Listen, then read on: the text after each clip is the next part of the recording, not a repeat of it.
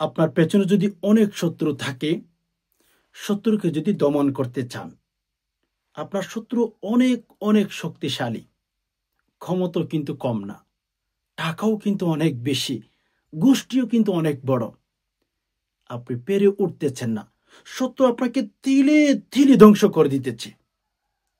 Okay fine, ওই রকম পরিস্থিতির মধ্যে যদি আপনি থাকেন, শত্রুর ক্ষতি থেকে যদি নিজেকে রক্ষা করতে চান, শত্রুকে যদি দমন করতে চান, শত্রুকে যদি উচিত শিক্ষা দিতে চান, আজকের আমলটি আপনার জন্য।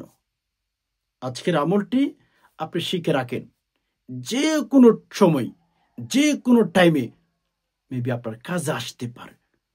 আপনার ছোট্ট লাইফের যে কোনো প্রান্তে, যে কোনো সময়ে, যে কোনো বছর, যে কোনো দিনে আপনার কাজে আসতে পারে। কারণ আজকে যে আমলটি শিখিয়ে দেবো, সে আমলটি অনেকেই করেছেন। আল্লাহ সুবহানাহু ওয়া তাআলা আসমান থেকে ভালো একটা বেনিফিট দিয়ে ফেলেছেন তাদেরকে, অর্থাৎ শত্রুকে দমন করে দিয়েছেন। আপনি দুনিয়ার মধ্যে যদি শত্রুর সাথে পেরে উঠতে নাই পারেন, আমি আপনাকে বলবো কোরআনুল কারীমের পাশে আসুন, কোরআনুল কারীম থেকে আমল করুন। আল্লাহ যদি মেহেরবানি করেন, করম করেন, দয়া করেন, ইনশাআল্লাহ আমার বিশ্বাস, আপনারও যদি সেরকম বিশ্বাস থাকে, রব আসমান থেকে অবশ্যই ভালো একটা সিদ্ধান্ত, ভালো একটা ডিসিশন আল্লাহ পাক দিবেন ইনশাআল্লাহ। কারণ আপনি পারতেছেন না শত্রুর সাথে, আর আল্লাহর কাছে যদি মদত চাইতে পারেন, সাহায্য চাইতে পারেন, ইনশাআল্লাহ ঠকবেন না। আল্লাহর ফায়সালা খুবই সুন্দর হয়। এজন্য যে সমস্ত ভাই বোন শত্রুকে দমন করতে চান, শত্রুকে সোজা হয়ে দাঁড়াইতে নাই দিতে চান, শত্রুকে নিমিষে যদি ধ্বংস করে দিতে চান, দেন আপনি আমার ভিডিওটি দেখে যাবেন। আজকের ভিডিওটি আপনি দেখে যাবেন, আপনার ক্ষতি হবে না। বরঞ্চ কথাগুলো শুনলেও, যেহেতু কোরআন হাদিস থেকে আমি আপনাদেরকে কথাগুলো বলবো, ইনশাল্লাহ কথাগুলো শুনলেও আপনার লাইফে, আপনার জীবনে শান্তি আসতে পারে। আপনার জীবনে শান্তি আসতেই বাধ্য। এজন্য একটু সবর করে ভিডিওটি শুরু থেকে শেষ অবধি স্কিপ না করে মনোযোগ সহকারে দেখতে থাকুন। আপনি জানেন না আপনার কোন কথায়, কোন হুজুরের কথায়, কোন ব্যক্তির কথায় আপনার লাইফ, আপনার দিল, আপনার অন্তরটা পরিবর্তন হতে বাধ্য হয়ে যায়। আপনি জানেন না, কেননা আপনার কলব, আপনার রূহ, আপনার অন্তরটা নিয়ন্ত্রণ করেন রব্বুল আলামিন।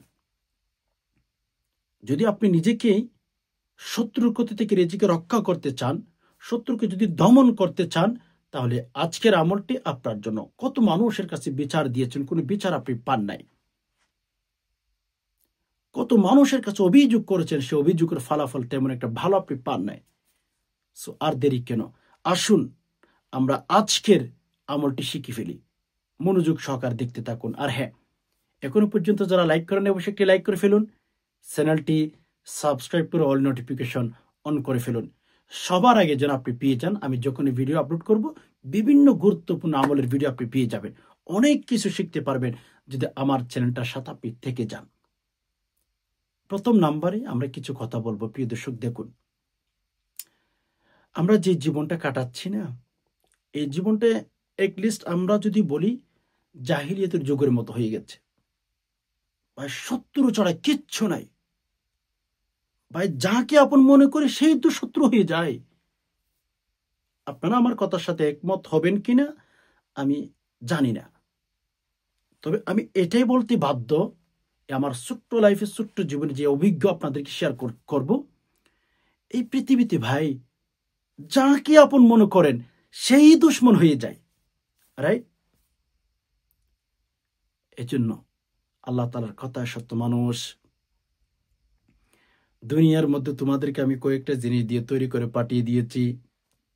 আগুন, বাতাস, পানি দিয়ে তোমাদেরকে তৈরি করেছি। তোমাদেরকে আমি মাটি, বাতাস, পানি দিয়ে তৈরি করলাম। এই যে জিনিসগুলো দিয়ে আমি যাদেরকে দুনিয়ার মধ্যে পাঠিয়ে দিয়েছি, তৈরি করে ফেলেছি, এই সমস্ত ব্যক্তিগুলো দুনিয়াতে যাবে। এই ব্যক্তিগুলো দুনিয়াতে বড় হবে, জীবন যাপন কাটাবে। তাদের পেছনে শত্রু থাকবেন, এটা হতেই পারে না।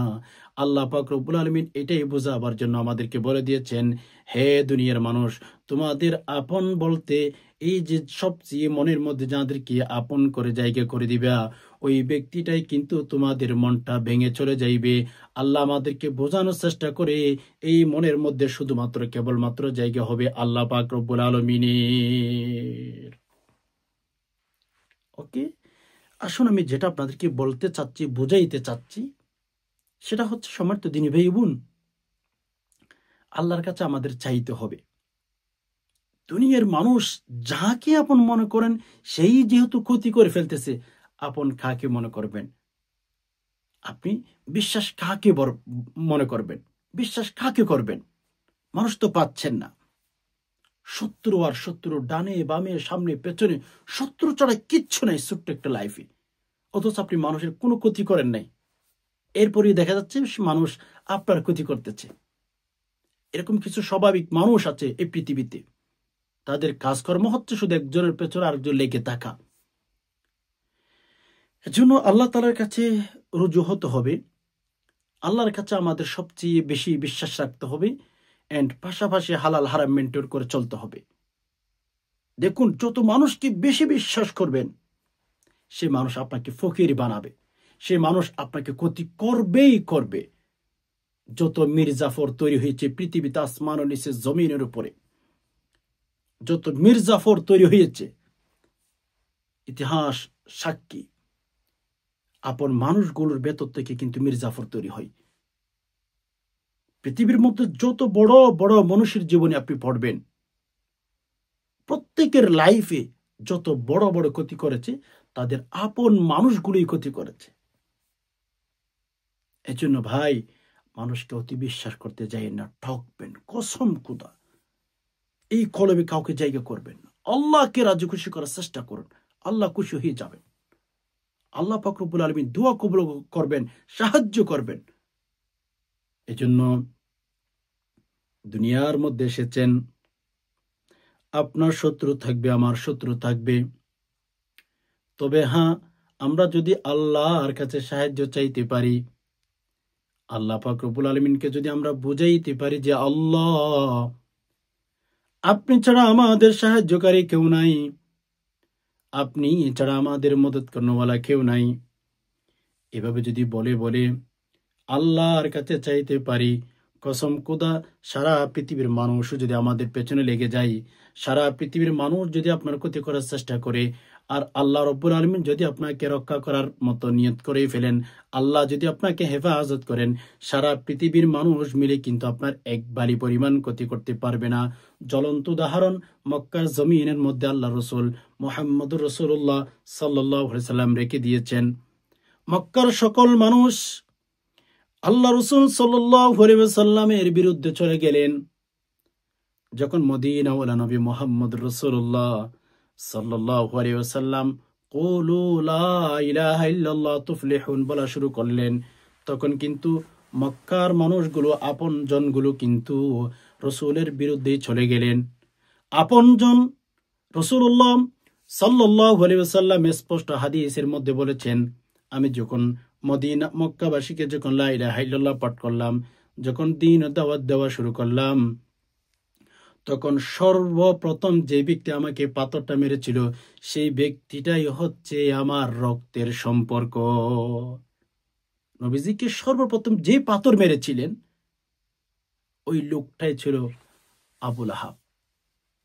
নিজের রক্ত, নিজের বংশের মানুষ, পায়ের মধ্যে, নবীজির পা মুবারকের মধ্যে ওই পাথরটা পড়েছিল। এই জন্য সম্মানিত দিনী ভাই বোন, আপন মানুষ ক্ষতি করবে, এটা ইতিহাস সাক্ষী।